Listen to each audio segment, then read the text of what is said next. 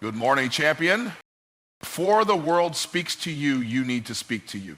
The most powerful voice in your life isn't mine. It's not your mentor's. It's yours. And the first thing you must do every single day is take authority over your thoughts, your mindset, and your mission. So here are 12 things you must tell yourself every morning if you're serious about stepping into purpose, prosperity, and power. I was created for greatness. Those 5 words are not a motivational slogan. They are a declaration of identity. Greatness isn't something reserved for a chosen few. It's a calling embedded in the very fabric of your being. You didn't arrive on this planet by accident. You were divinely designed, intentionally positioned, and powerfully equipped to impact the world in a way no one else can. That's not arrogance, it's alignment. When you truly understand this, you stop asking for permission to be great and start walking in it. The problem is most people never claim their greatness because they're too distracted by their limitations. They rehearse their flaws, their failures, their shortcomings, as if that's their true identity. But hear this, what you've done is not who you are. You are not your doubts. You are not your bank account. You are not your mistakes. You are not the things people said about you when they didn't understand you. You are greatness wrapped in human form. And until you believe that, you'll keep living far beneath your potential. Okay. Greatness doesn't mean perfection. It doesn't mean you always get it right. It means you've been placed on this earth with a mission, and you refuse to quit until that mission is fulfilled. Every single person has been given a measure of greatness. Some recognize it early. Some don't recognize it until they're broken, buried in pressure, or walking through the fire. But it's there. It's in you. It's not something you have to find. It's something you must uncover. You uncover it when you take responsibility for your life. You uncover it when you stop waiting to feel ready and start moving forward with what you have. And let's talk truth. Greatness is not for the lazy. It requires discomfort, commitment, and character. The process that produces greatness often feels like a problem. It's struggle that sharpens you. It's rejection that refines you. It's discipline that develops you.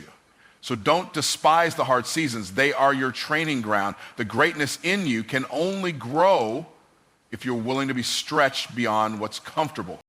Every morning you wake up, you are being given another opportunity to walk in your assignment, not to just exist, not to just make it to Friday, but to dominate, to operate with excellence, to build, to lead, to solve, to serve. That's what greatness looks like. It's not fame. It's not applause. It's obedience to purpose. It's using your gifts to add value to people's lives. It's doing what you were born to do, even when nobody's watching. Too many people think greatness is something that shows up once you have the money, the platform, the connections. But that's backward. Greatness shows up when you show up, when you lead your family with integrity, when you serve your clients like they matter, when you honor your time, your mind, and your commitments. That's greatness. It's not always glamorous, but it's always powerful.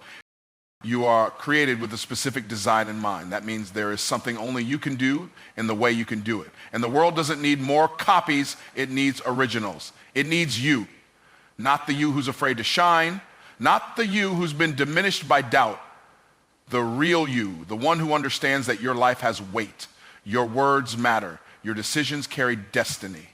Every move you make has the power to influence someone else's outcome. Greatness demands that you wake up, rise up, and show up every single day. I am not my past. That truth alone has the power to unlock prisons, mental prisons, emotional prisons, financial prisons that people live in for years without realizing the door was never locked.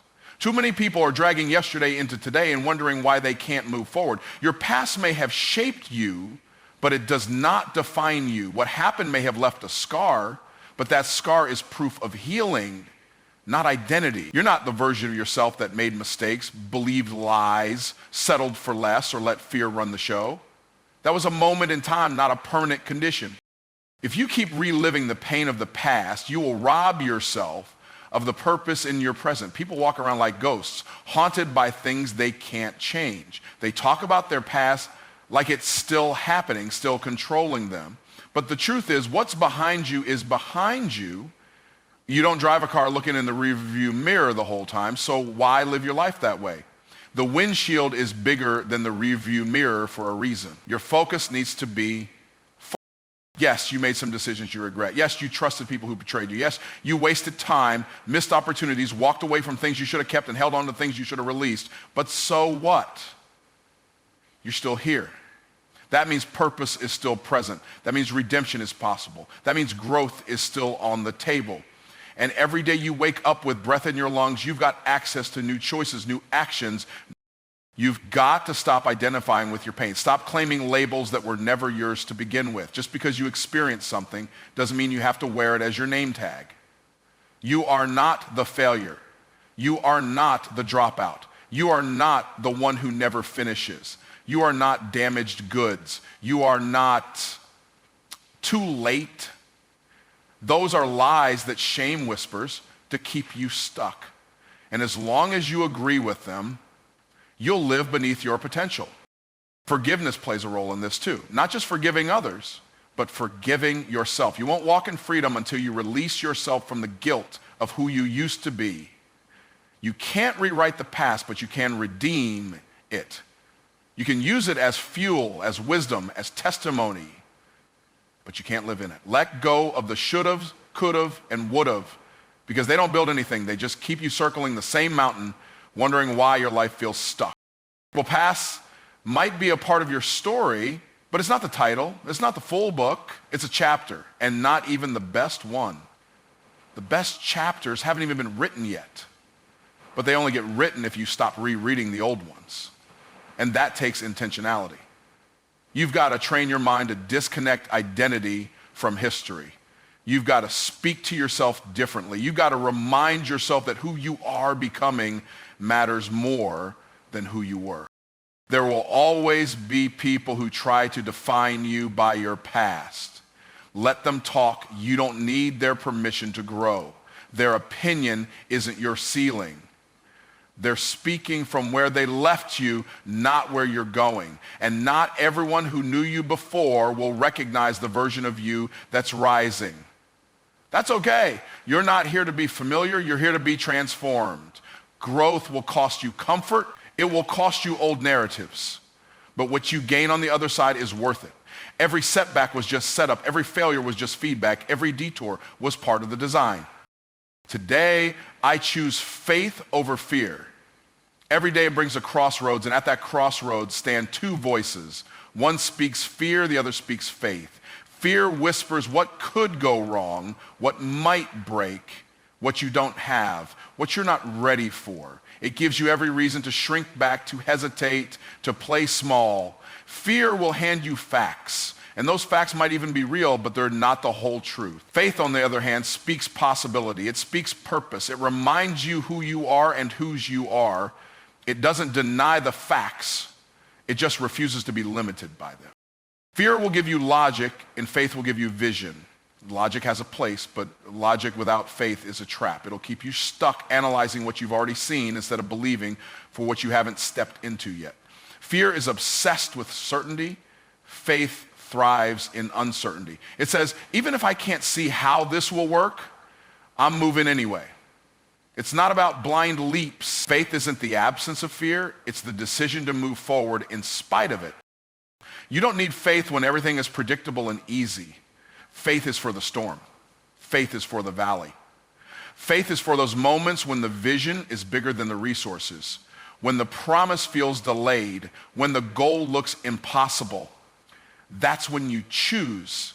That's when you say, fear, I hear you, but you don't get to drive. Faith, lead the way.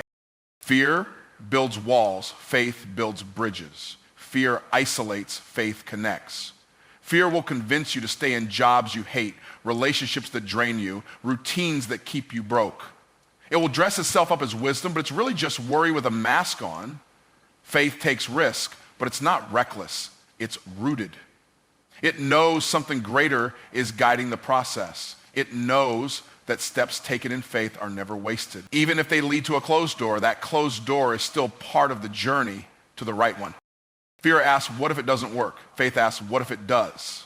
That single question can change your life. It can shift your energy, your attitude, your outcomes. It can cause you to send the email, launch the offer, take the stage, invest in the vision. And when fear tries to show up with reminders of past failures, faith counters with reminders of past victories. If you made it through before, you can do it again. The same grace, the same strength, the same favor that carried you before is available now.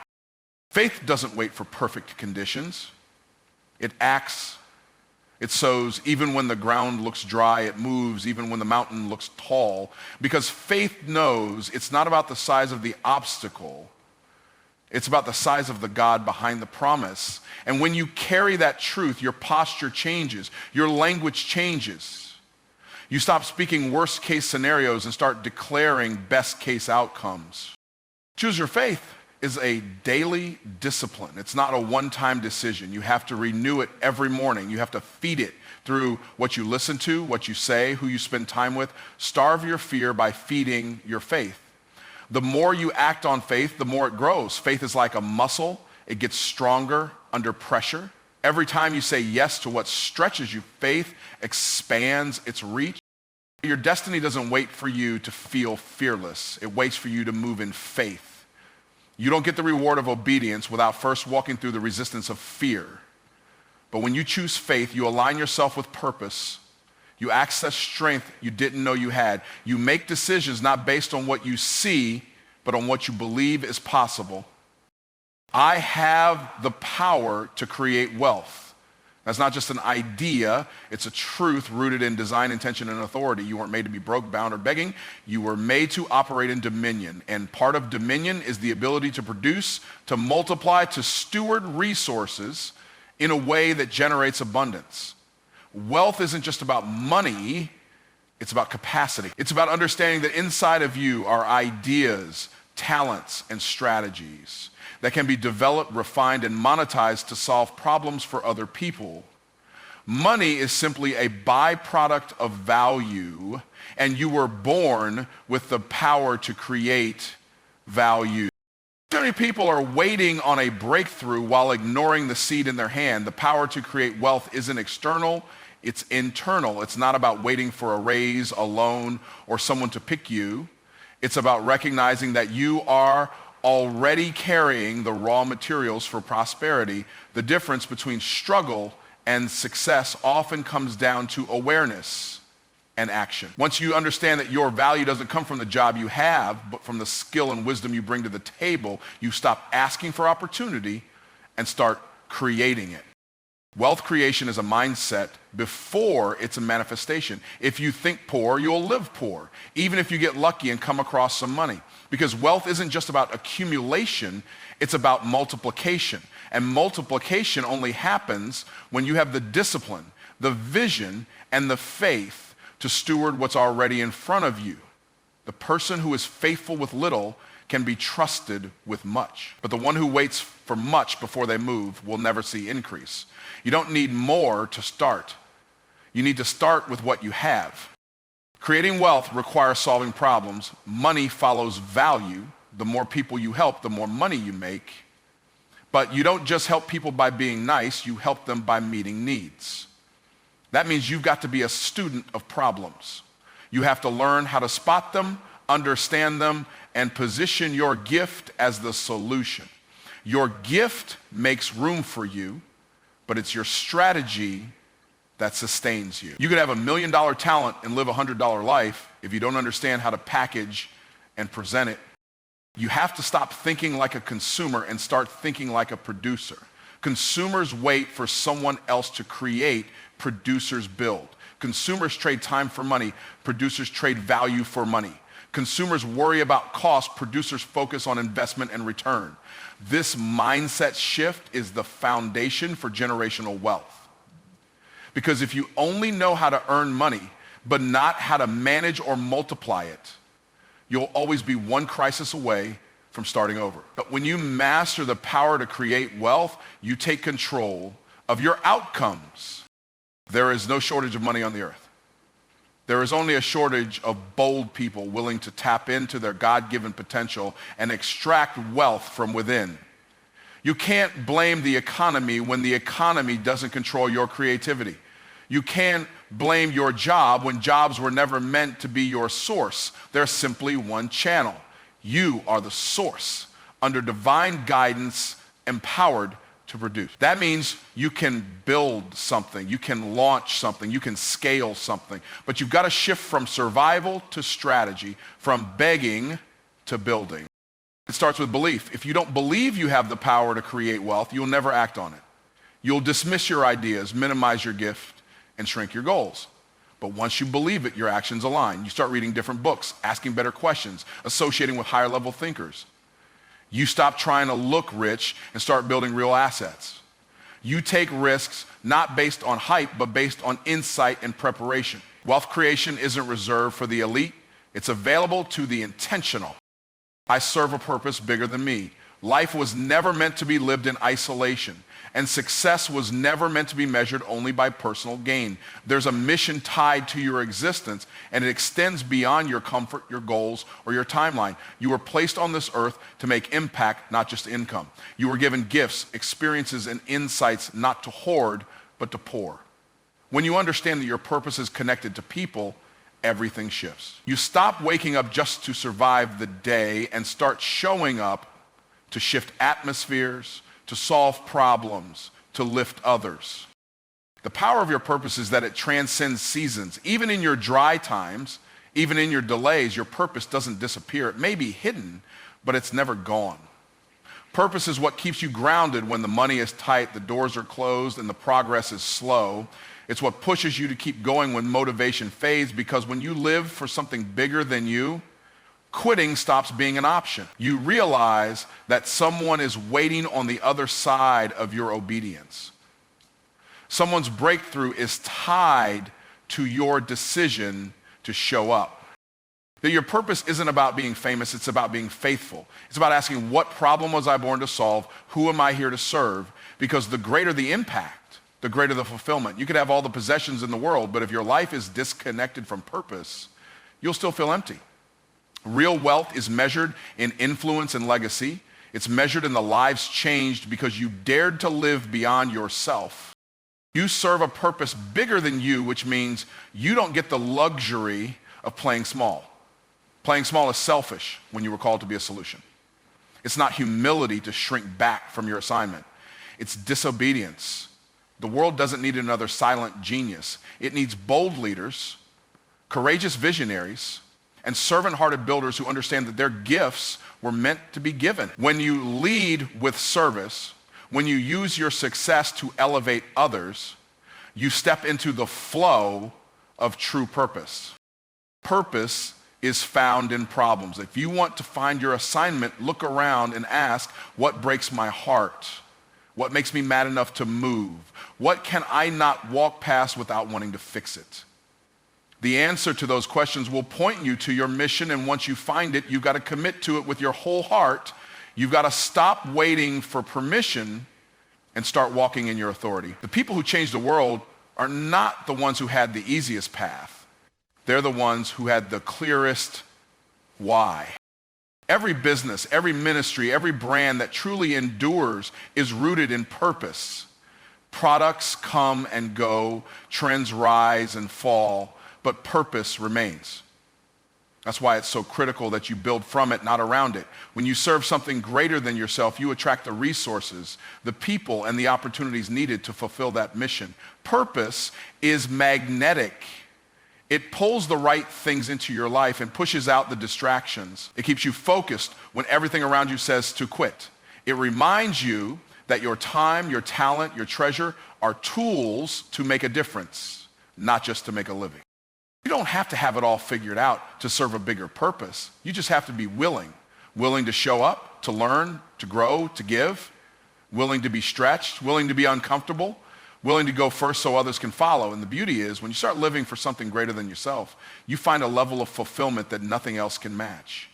You're not chasing validation anymore. You're building impact. You're not trying to prove something. You're trying to produce something that lasts. Discipline is my freedom. At first, that statement sounds like a contradiction. Most people associate discipline with restriction, with rules, with being told what not to do. But that's only because they've never understood what true discipline is. Discipline isn't about confinement, it's about control. Not control over others, but control over yourself. Discipline is the key that unlocks potential, the structure that supports freedom, and the habit that builds success. Without discipline, talent is wasted, time is lost, and purpose is delayed. But when you embrace discipline, you put yourself in position to win consistently, not occasionally. Discipline is the bridge between intentions and outcomes. Everybody wants to be successful, but not everybody is willing to live the way success requires. The gap is not usually knowledge, it's consistency. You can have all the information in the world, but if you don't execute with discipline, nothing changes. Wanting change is easy. Sticking to the process that brings change is where the real work begins. That's where discipline comes in. It's waking up when the alarm goes off instead of hitting snooze. It's choosing the salad instead of the fast food when your goal is health. It's putting in the reps, doing the outreach, making the follow-up calls, even when you don't feel like it. Discipline is not a personality trait. It's a decision repeated over time. You don't have to be born with it. You develop it. It's built in the moments when no one's watching. It's choosing to keep your word to yourself even when it's uncomfortable. Every time you follow through on a commitment, you reinforce your identity as someone who follows through. That repetition forms habits, and those habits become your default setting. Eventually, discipline becomes who you are, not just what you do. It becomes automatic, but only because you made the decision intentional at the start. Most people run from discipline because they think it limits their freedom, but the truth is the opposite. Lack of discipline creates chaos. Chaos with your time, your money, your health, your relationships. It makes you reactive instead of proactive. It puts you in situations where you're constantly cleaning up the consequences of poor choices. That's not freedom, that's bondage. Real freedom is being able to make choices that align with your values, your vision, and your purpose. And you only get that kind of freedom by putting structure in place first. Structure creates space. Order creates options. Discipline creates momentum. Success doesn't respond to mood, it responds to discipline. You can't build anything meaningful if your actions are always dictated by how you feel. Feelings change, motivation fades, life gets hard, but discipline shows up anyway. Discipline does what's necessary, not just what's comfortable. It respects the goal even when the goal feels far away. It understands that every small action compounds over time. One skipped workout doesn't hurt you, but 10 in a row do. One missed call won't derail your business, but a pattern of inconsistency will. Discipline pays attention to patterns. It protects the process. Discipline also breeds confidence. When you know you've put in the work, you carry yourself differently. You're not faking it. You've earned it. You walk into rooms with assurance, not arrogance, because you've been consistent behind the scenes. You're not hoping for success. You've built the habits that make success predictable. That kind of confidence can't be borrowed. It comes from discipline. And the beautiful part is, the more you practice discipline, the easier it gets. It becomes a rhythm, a standard, a way of life. Discipline allows you to live on purpose, not by default. It gives you the ability to delay gratification so you can experience something greater later. It makes you dependable, not just to others, but to yourself. It sharpens your focus, increases your efficiency, and maximizes your energy. Where there is discipline, there is direction. Where there is direction, there is growth. Where there is growth, there is transformation. I don't chase money. I attract it by becoming more valuable. This principle shifts everything because most people are running in circles, chasing money like it's some elusive prize to catch. They go from job to job, deal to deal, opportunity to opportunity, hoping to finally hit the jackpot. But money doesn't follow people who chase. It follows people who create. It flows to value. It seeks out solutions. When you become the person who solves bigger problems, delivers better results, and shows up with excellence, you become a magnet for money instead of a beggar for it. Chasing money puts you in survival mode. It makes you reactive. It leads to desperation. You start making short-term decisions based on what looks urgent instead of what's truly important. You take on clients you shouldn't, accept prices that are too low, and trade your time for scraps instead of building something sustainable. Chasing money is exhausting because it places your power in someone else's hands. It's built on the belief that you have to pursue what already belongs to you if you develop the right mindset and skill set. Attracting money, on the other hand, is rooted in confidence and clarity. It comes from understanding that the marketplace rewards value, not hustle, not hours, not effort alone, but value. The more value you create, the more income you generate. But value doesn't happen by accident. You have to build it. That means investing in your mind, sharpening your skills, increasing your awareness, learning how to communicate, how to lead, how to innovate. When you grow, your ability to serve grows. And when you serve better, you earn better. Becoming valuable isn't about being the best at everything. It's about being excellent at something specific. It's about positioning yourself in a way that solves a real need for real people. Most people are generalists, but specialists get paid more. Specialists are seen as authorities. They don't have to compete on price because their presence solves a problem that people are willing to pay a premium for. If you want to attract money, you've got to become a person of specialized value. You've got to find your lane and dominate it. This isn't just about skills, it's about mindset. Money is a tool, not a god. It's a servant, not a master. When you're chasing it, it controls your decisions. But when you attract it, you control your decisions. You're not scrambling to make ends meet. You're building systems, creating assets, and structuring your life around your calling. Attracting money requires strategy. It requires thinking like an investor, not a spender. It requires looking at your time, energy, and ideas as capital that you can grow. People want abundance without alignment, but the flow of money follows purpose. When you align your work with your gift and your gift with service, you tap into a stream that doesn't dry up. You stop waiting for luck and start creating leverage. Leverage comes from value, comes from understanding how to scale what you know, what you've mastered, and what you can teach. It's about creating systems that work while you sleep, multiplying your impact without multiplying your hours. When you attract money, you don't beg for raises, you create opportunities. You don't settle for what's offered, you negotiate based on what you bring to the table. You don't compete in crowded spaces, you rise above them by owning your uniqueness, and that uniqueness becomes your currency. It becomes your offer, your voice, your lane. The world pays attention to people who solve problems, deliver transformation, and show up with integrity. When you become that person, you don't have to chase anything. You become the one who sets the terms, makes the calls, and moves with purpose. I am not afraid of challenges. I welcome them. Challenges are the crucible in which greatness is forged. Without challenges, there is no growth. Without obstacles, there is no transformation. It's easy to talk about success when everything is smooth, when the path is clear and the sun is shining. But it's when the road gets rough, when the storm hits, and when the obstacles seem insurmountable that the real character is revealed. This is when the magic happens. This is when we discover what we're truly made of. Challenges are not a sign that something is wrong. They are a sign that something is right. Every breakthrough comes with a battle. Every vision comes with a test. And every success story has a chapter filled with trials.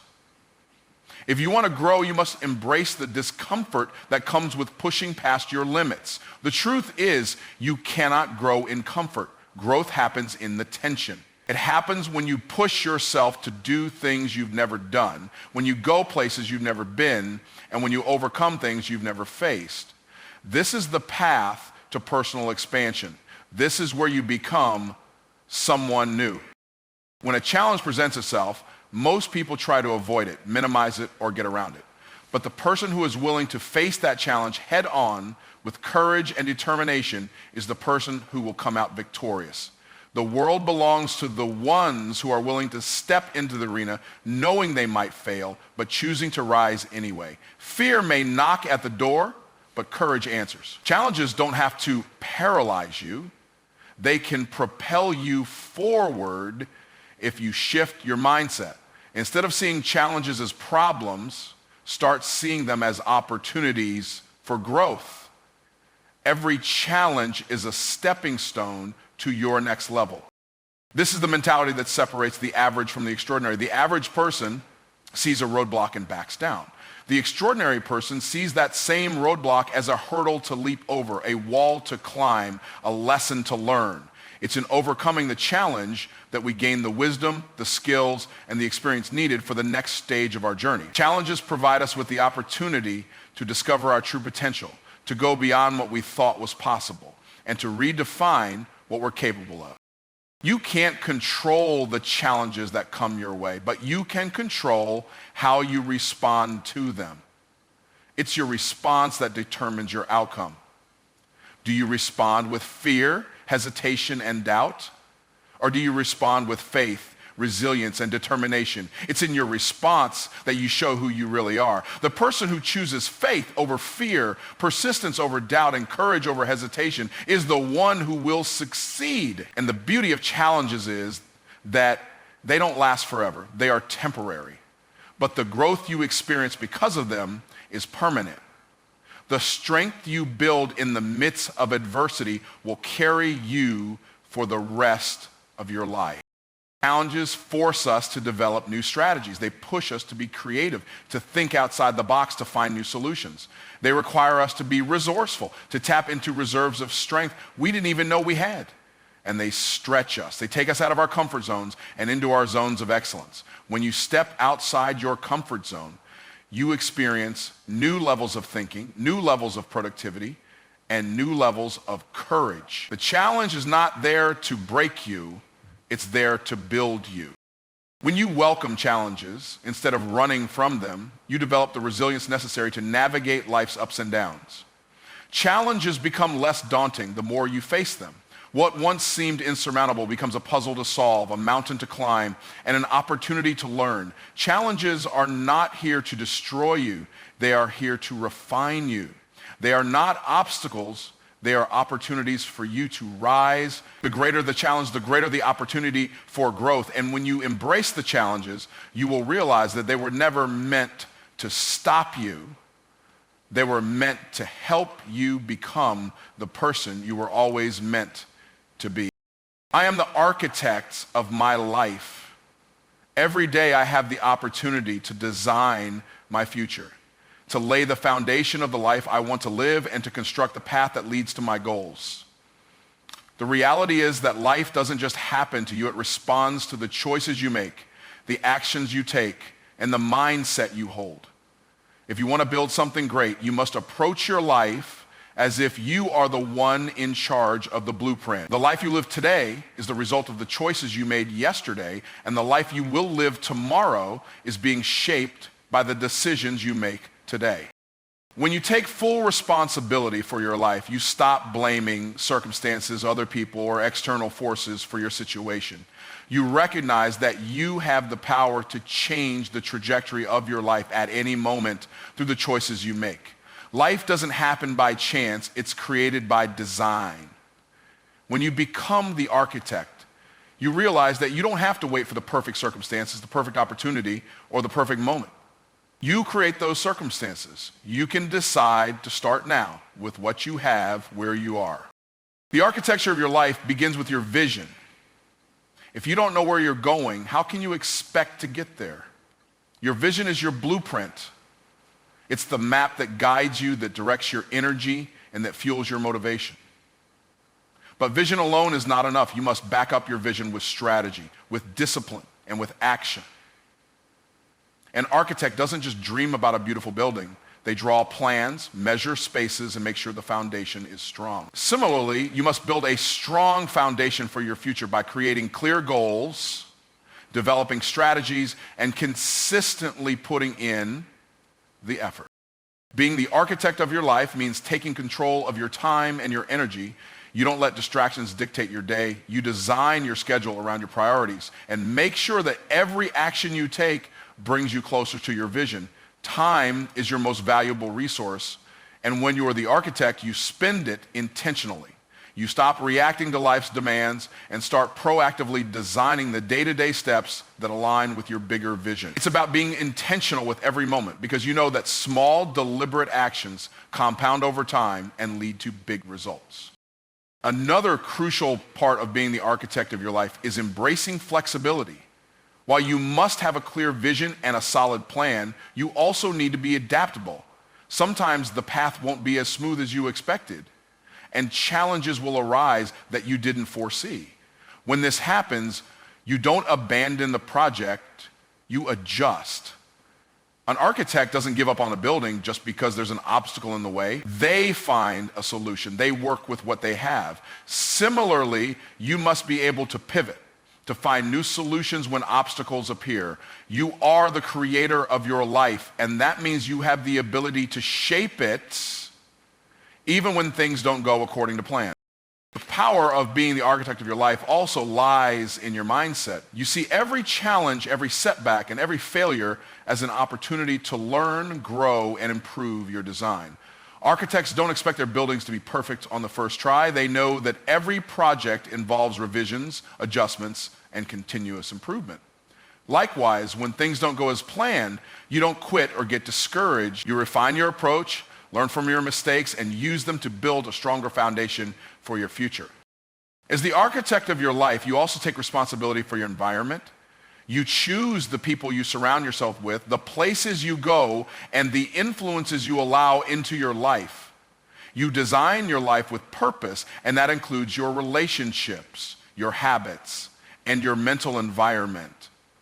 You understand that who you are becoming is influenced by what you allow into your life. Just as an architect carefully selects materials for a building, you carefully select the influences that shape your mind and spirit. In the end, being the architect of your life means owning your story. You write the chapters, you decide the direction, and you design the journey. Your life is a reflection of the choices you make every day, and the more conscious and intentional those choices are, the more powerful the life you will build. The blueprint is in your hands, and it's up to you to create the life you've always imagined. I am not afraid to fail. Failure is not the end, but the beginning of something greater. It's easy to see failure as a negative experience, something to be avoided at all costs. But in reality, failure is an essential part of success. It's through failure that we learn, grow, and develop resilience. Without failure, there can be no true progress. Success is built on a foundation of mistakes, missteps, and setbacks. It's in the moments when we fall short that we discover our greatest strengths and uncover the lessons that move us forward. Failure is a teacher, not a curse. It reveals what doesn't work, which is just as valuable as knowing what does. Each failure presents an opportunity to reflect, adjust, and recalibrate. When we fail, we are given the chance to reassess our approach, refine our strategies, and come back stronger. The fear of failure often comes from a place of misunderstanding. People tend to see failure as a final destination, a mark of incompetence. But failure is simply feedback. It's not the result that matters. It's what you do with that result. When you fail and get back up, you gain experience that no success can ever teach you. Failure pushes you to innovate. When something doesn't work out as planned, your mind begins to think in different ways. It forces you to become creative, to explore new ideas, and to try alternative solutions. If success were guaranteed every time, you wouldn't push yourself to stretch beyond your comfort zone. It's in the process of failing and rising again that you unlock your true potential. Every failure is a lesson that helps you uncover a better version of yourself. The people who are truly successful are not those who never fail, but those who continue to fail and refuse to quit. They learn from their failures, use them to fuel their growth, and turn them into stepping stones toward their ultimate goal. Failing doesn't make you a failure. It simply means that you are willing to try, to take risks, and to step outside of your comfort zone. The most successful people in the world have failed more times than they can count. They failed their way to success because they didn't allow the setback to define them. Instead, they used it as a springboard to achieve something greater. The key to success is not the avoidance of failure, but the courage to fail and keep moving forward. When you embrace failure, you stop letting it control your decisions. You no longer fear it because you understand its value. Failure no longer holds you back, but propels you forward. You stop hesitating to take risks, knowing that each one brings you closer to success, even if it doesn't look like it at first. You stop measuring your self-worth by your failures and start measuring it by your resilience, by your ability to get back up, learn, and keep going. The fear of failure often holds people back from ever taking the first step. They're afraid to fail, so they never try. They wait for the perfect conditions, the ideal circumstances, and the perfect timing. But the truth is, there's no such thing as perfect. The perfect time is now.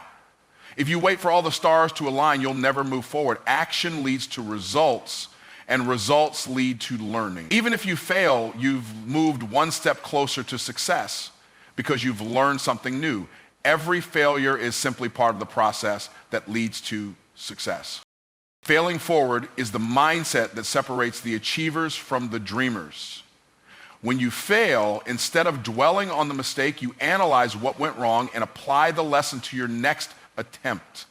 This is how success is built. It's not built on the avoidance of failure, but on the willingness to fail and the persistence to keep going. The most successful people are not those who never fail, but those who fail and keep moving forward, knowing that each failure is a valuable lesson on the road to success. So instead of fearing failure, start embracing it. See it for what it truly is. A stepping stone, a valuable teacher, and a sign that you are moving in the right direction. The more you fail, the more you learn, and the closer you get to achieving your goals.